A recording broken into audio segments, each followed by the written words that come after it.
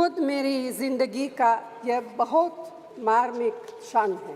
पहली दफ़ा स्थानीय निकायों में स्त्री की भागीदारी तय करने वाला संविधान मेरे जीवन साथी राजीव गांधी जी ही लाए थे।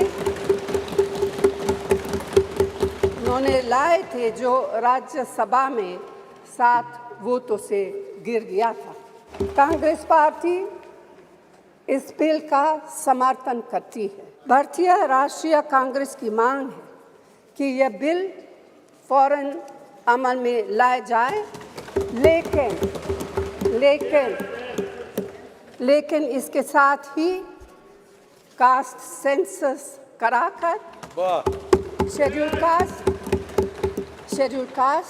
शेड्यूल ट्राइब, ओबीसीज की महिलाओं के आरक्षण की व्यवस्था की भी जाए।